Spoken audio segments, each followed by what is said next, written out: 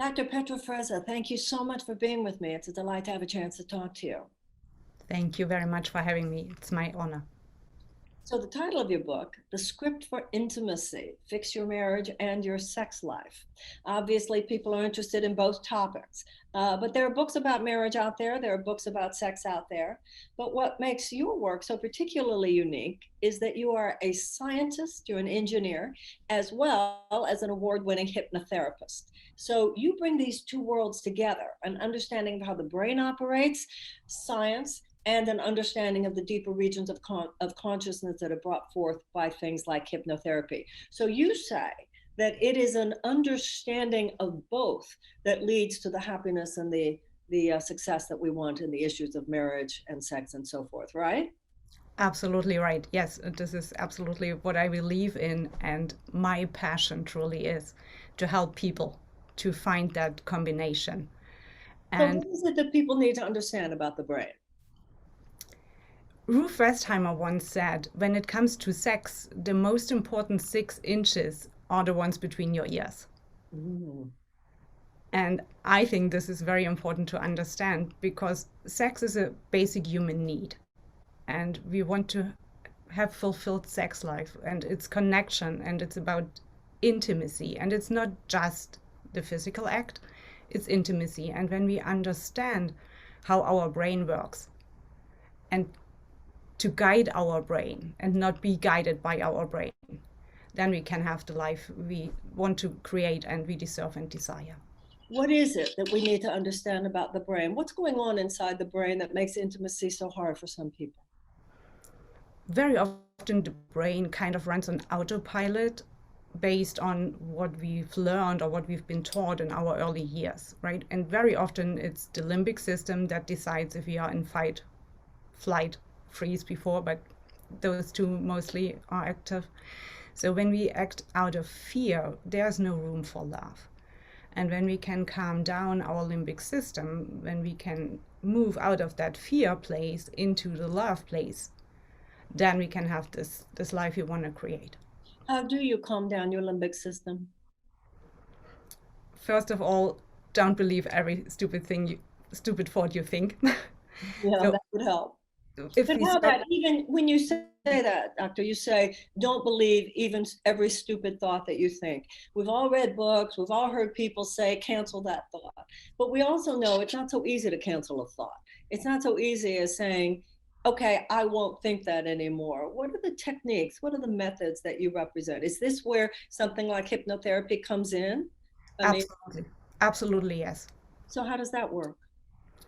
Hypnotherapy or hypnosis is a natural state of the mind.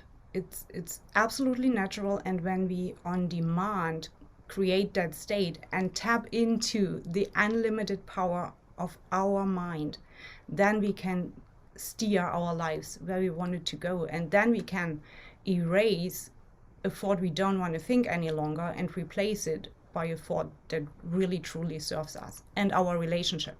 So, like when you're working with a married couple, let's say, you make hypnotherapy a part of the practice. Absolutely. It's a Now, combination of coaching and hypnotherapy. do you hypnotize couples together?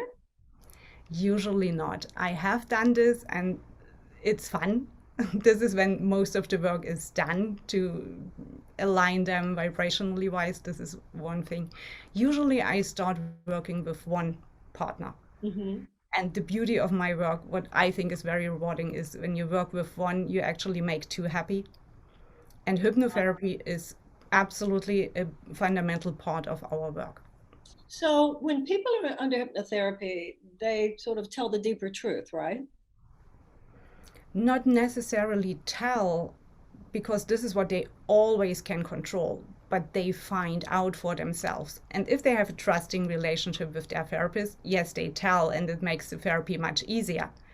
But the important thing is that they understand what's going on inside of them.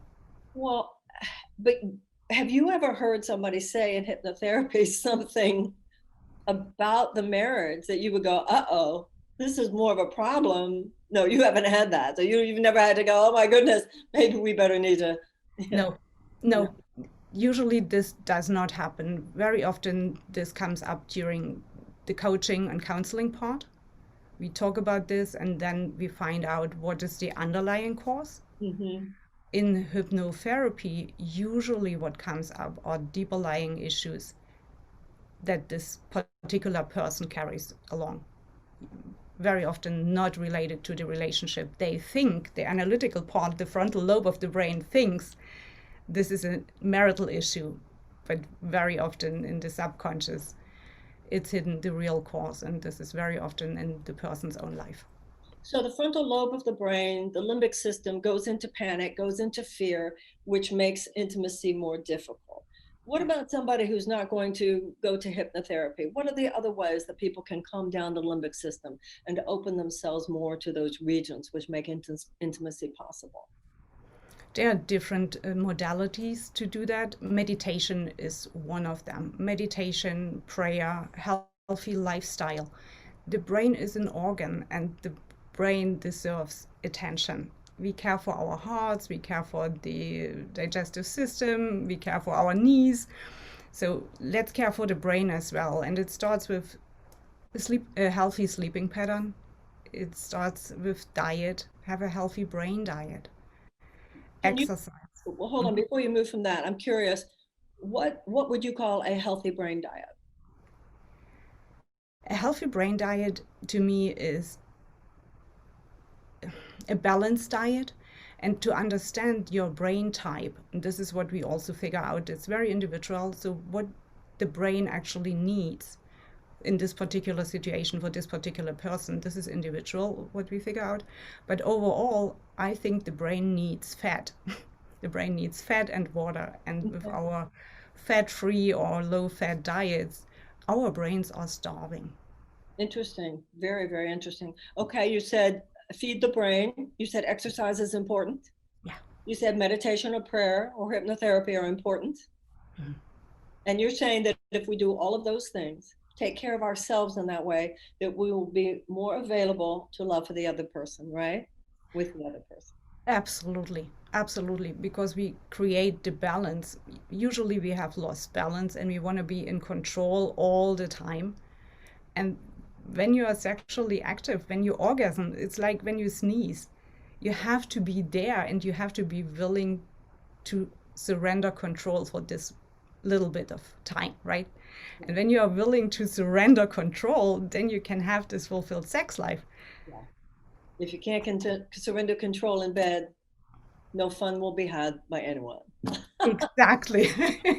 Thank you, doctor. Thank you. I think there's a lot for all of us to think about, and hopefully ways that all of us can be better at these very, very important parts of our lives. Thank you so much. Thank you very much, Marianne. Thank you.